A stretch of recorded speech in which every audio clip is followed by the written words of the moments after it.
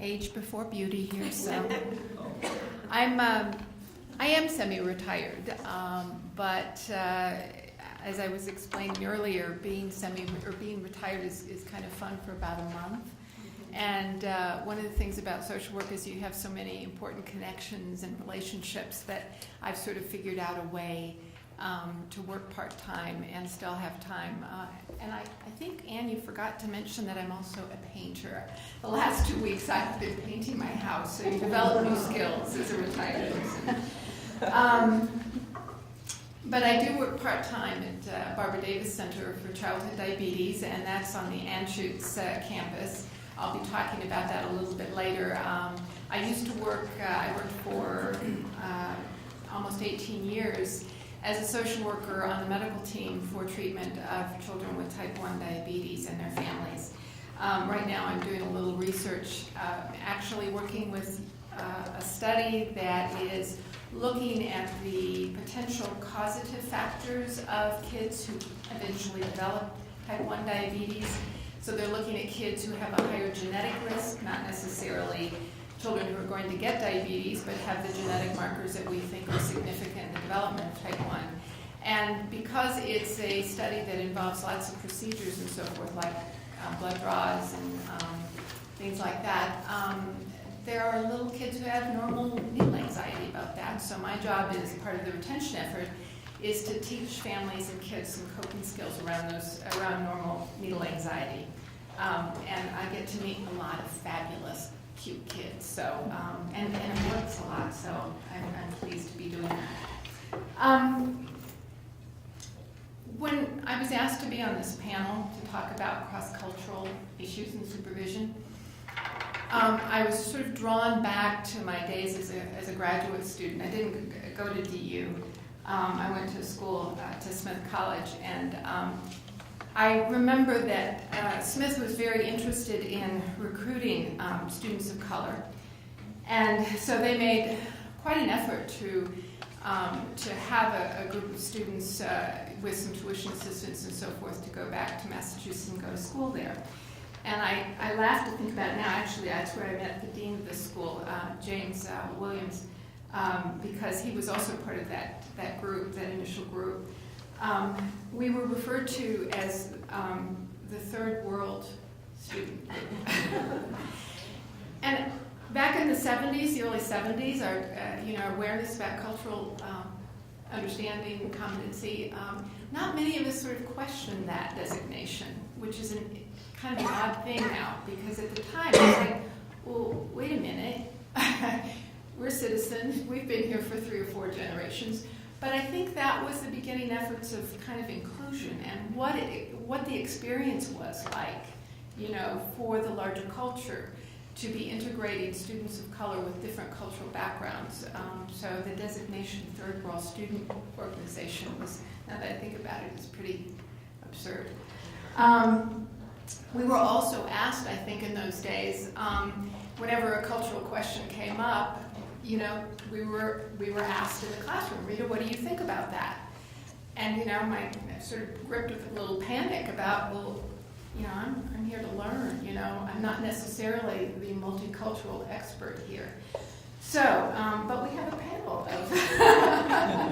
So, I think we all have had shared experiences, but, our expertise is broad and wide. And the idea of cultural competency is broad and wide. To do justice to it in a short, seminar panel is a little overwhelming, and so I'm going to just do a slice of it, okay? First of all, and I did have some slides, so forgive me if I'm going to read this to you. What is cultural competency? Now, I'm taking this as a sort of a guideline from the U.S. Department of Health and Human Services, the Office of Minority Health. It's a set of behaviors, attitudes, and policies that come together in a system, agency, or among professionals that enables effective work in cross-cultural situations. Culture refers to a pattern of human behavior that includes language, thoughts, communications, actions, customs, beliefs, values, identity, racial, ethnic, religious, social groups. So it's very broad. And it's not just about ethnicity. It's not just about language. It's not just about color. It includes any group that identifies, with a particular set of values and culture. So what I thought I would talk about is what slice that I know, and I'm going to tell you a story actually that brought home the message of what we need to understand about culture and that we don't ask sometimes. I mean, I would say it's a story about some mistakes that I made, assuming, because I made some assumptions about what I know about culture. And I learned a great deal from this, and I hope that by sharing that experience, I will also share some questions that you might talk about with your students when they're trying to, when there's making some assessment about cultural values or things that may affect outcomes. Let me give you a bit of background about type 1 diabetes. For those of you who are not familiar with type 1 diabetes, it's an autoimmune condition. Most people think of it as childhood diabetes, although 50% of the diagnoses of type 1 diabetes occur in adulthood. So predominantly in the past, young people under the age of 18 were diagnosed with type 1 diabetes, but as they learned about antibody testing, lo and behold, they discovered that a lot of adults with diabetes were actually misdiagnosed with type 2 and actually have type 1 and require insulin. We have children, the Barbara Davis Center treats about 3,000 pediatric patients and probably another 2,000 adult patients. I think the essential difference between type 1 and type 2 is that type 1 is an autoimmune condition. And what that means is that the body mistakes the cells that produce insulin in the body, the islet cells, as foreign, begins to attack those cells, and quickly destroys the capacity for those cells to make insulin. Insulin is a hormone that we all need to survive, and once that cell capacity has been lost, children get sick very, very quickly. Symptoms are thirst, hunger, rapid weight loss, and if kids are not diagnosed with those symptoms, there's rapid decline into diabetic ketoacidosis. It's called DKA, and it's a life-threatening condition. I meant to bring a little show and tell about, an insulin vial, but those insulin vials, the only treatment for type 1 diabetes is insulin. There are many different kinds of insulin, and sometimes kids are started on insulin pumps fairly quickly. But it is basic life support for these kids, because these kids can die in a matter of days if they don't have insulin. Insulin is a hormone that allows the energy from your food to convert it allows your food to convert into energy in your cells. So I think of it as kind of a door. It opens the pathway into the cells to give you nourishment. So that background in type 1 diabetes kind of gives you an example of gives you a backdrop rather, of what I did in the clinic in the setting where medical services were provided to children. But it was such an overwhelming diagnosis for families that social work provided the initial support and the initial kind of understanding about what had happened, tried to identify particular risk factors because diabetes type 1 is an equal opportunity disease. So it's across spectrum. It doesn't matter socioeconomic, color, anything else. It's actually the highest incidence of type 1 diabetes is in Scandinavian countries. So there is some balance towards upper European countries with type 1, and it's on the rise for some particular reason. We don't know exactly why, but autoimmunity is kind of across the board is on the rise in terms of disease spectrum. So with that backdrop, and again, I met with almost all the newly diagnosed families. These kids and families needed to be followed through life, every 3 months, for adjustments in their insulin to basically do some assessment about, how they were doing on their regimen and make sure that they weren't having problems. Now, type 1 diabetes management is incredibly complex. It is probably the most demanding endocrine disorder around. Parents have to spend 2 to 3 days with us initially learning, all day with us, learning how to draw up and give insulin injections. They have to learn how to do blood sugar testing with the little meter because they're going to be checking their children's blood sugar 6 to 8 times a day. They've got to learn about diet and how carbohydrate matches up with insulin dosage. They've got to learn how exercise affects blood sugars. They need to learn how stress affects blood sugars. They need to learn just a ton of things at a time when they're in the middle of a crisis. So my job was to go in and kind of see how they were integrating all of that, to see how they were doing. And of course there were lots of, normal stresses and it was really normal for parents to be overwhelmed. So one of the families that I met with was a young mother, a single mother of 2 little children. Her daughter was 5 when she was diagnosed. And she was diagnosed after she had been hospitalized in severe DKA, or diabetic ketoacidosis, at one of the main hospitals here. This young mother came to us, was a single mom, and I knew she was bilingual.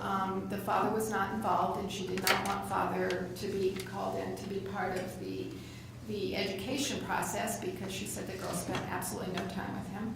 She was living with her parents, and she said that her parents were unavailable to come into the clinic because of their work schedules.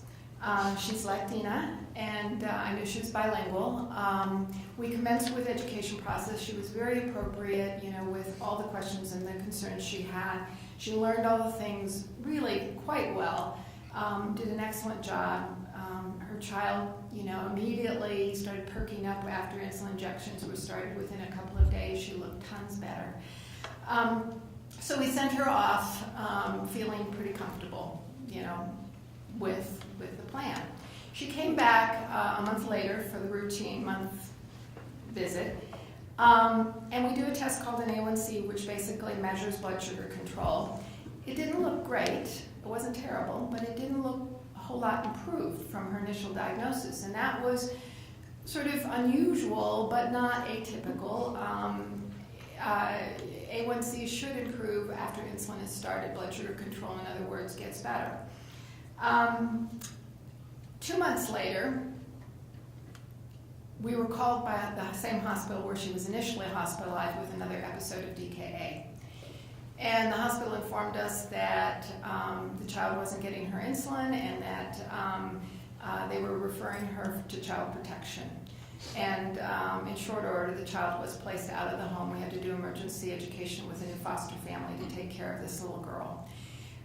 This was incredibly traumatic to this young mother who came in. And the story behind it was that this young mother had been very, very worried that her parents were, one, they did not believe the diagnosis of diabetes in a young child.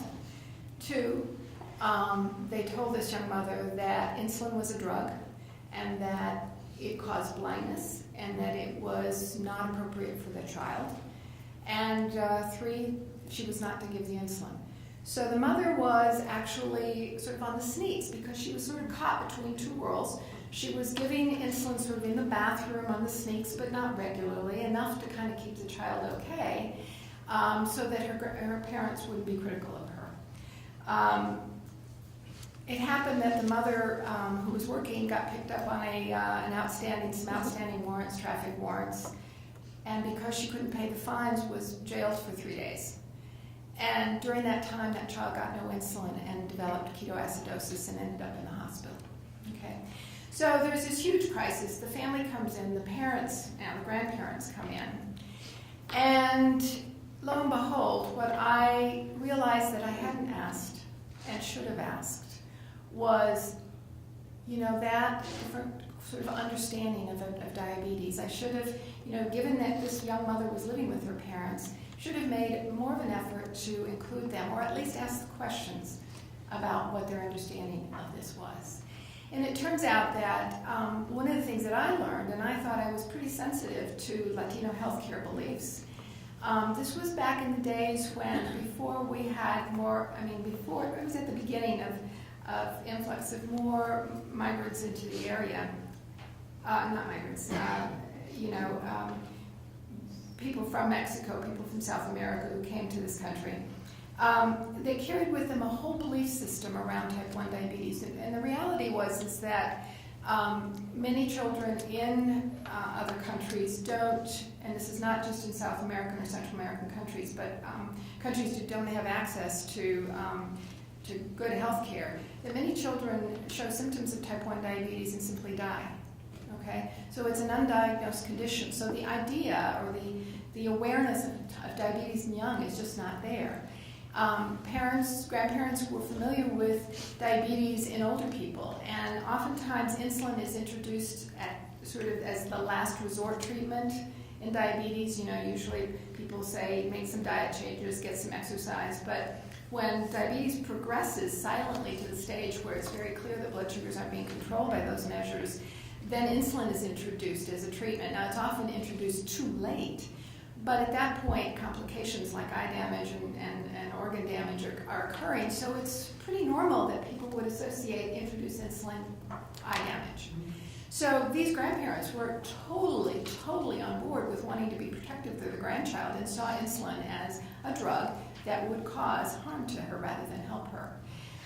So we spent a long process, and also I learned by asking questions about, what remedios or what kind of remedies have you considered.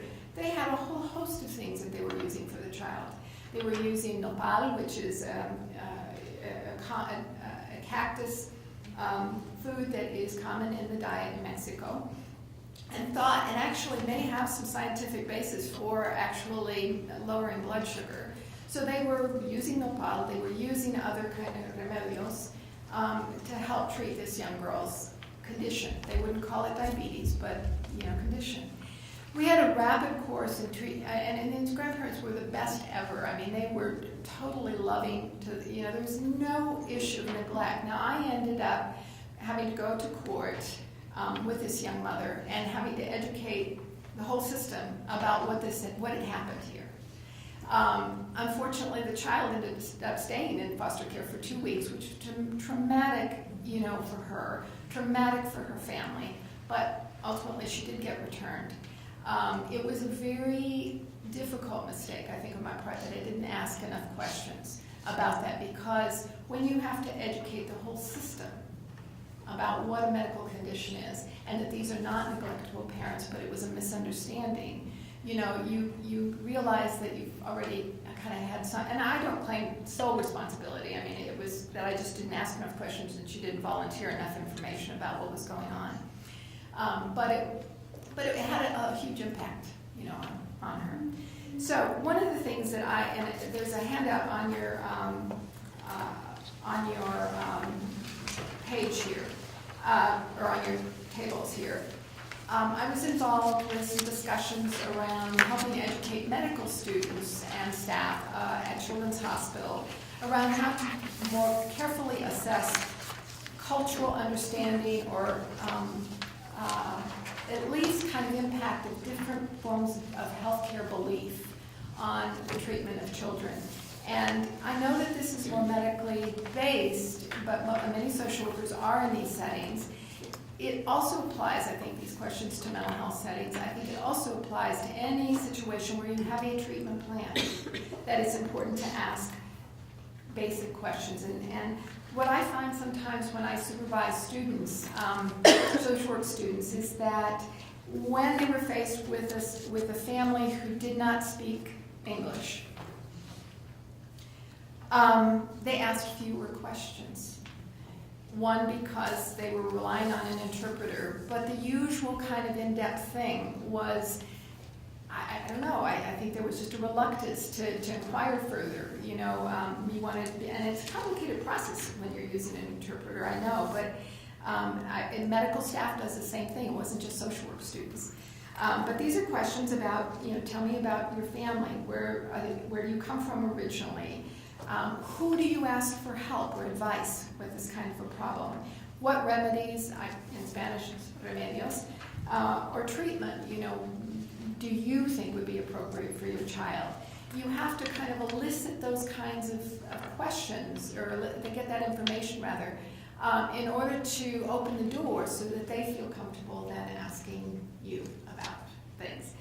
And, you know, I learned a great deal about things like insulin, remedios. I learned about susto. I heard susto, you know, from my grandmother years ago, but I didn't think that was still a prevailing belief. How many of you know what susto is?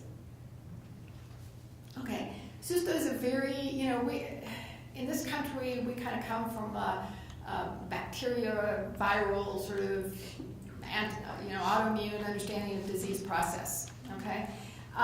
But in many countries, there are different forms of understanding about what causes disease. And one of the things that's very prevalent in our newly immigrant Latino families is this idea of susto, which is basically that there is some stressful, frightening event that then causes another thing to happen, okay? So I had a mom when I would ask directly about, you know, do you believe susto had something to do with your child having diabetes? She broke down in tears and said, you know, I sent him to school and he walked to school and a big dog, you know, barked at him and lunged at him, and I know that if I'd gone with him that wouldn't have happened and he wouldn't have gotten this, you know. So a very frightening event can kind of just totally disbalance the body and allow something to happen.